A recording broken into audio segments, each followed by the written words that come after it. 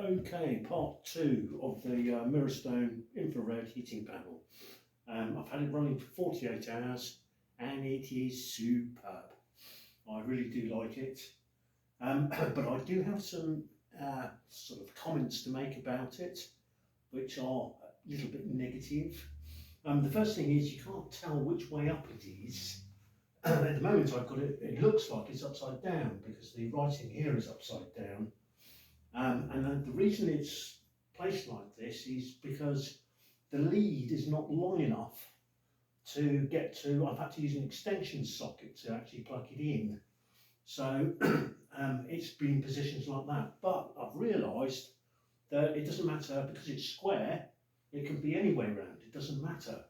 But the reason what's determined its upside downness is because the length of the lead is too short. If you'd given me another 2 meters Mirrorstone, then I wouldn't have had this particular issue.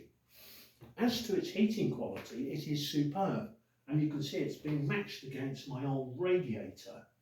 Now, this is way more efficient, I think, of producing heat than this thing. This thing here has a boiler attached to it, and it's using huge amounts of energy and hot water and what have you to expel heat. Whereas this thing is only 350 watts, which is the power rating of a power supply on the computer. And if you stand 10 feet away from this, you don't feel any heat. But if you stand 10 feet away from this, the infrared panel, you can feel the heat radiating onto you. It's quite an alarming effect, actually, because well, it's unusual. It's next generation technology, so to speak. Now, talking of next generation technology, they give you a remote control to operate the device, which is great. It's a lovely little remote control.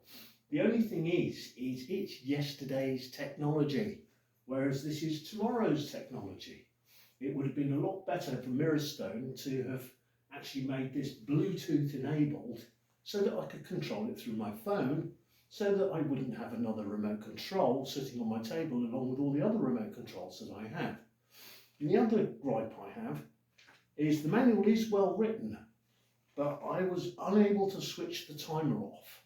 And actually I realised it doesn't really matter anyway, but it was frustrating. I spent a good half hour reading through it. It tells you exactly how to set the timer, but it don't tell you how to switch it off.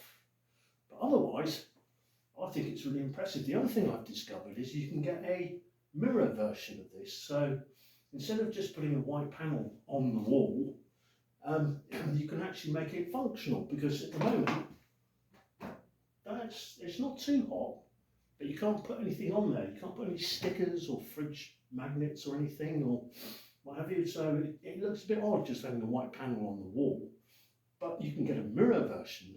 So it gives it a dual purpose maybe, but I can handle that. At the moment, I'm in a toss-up.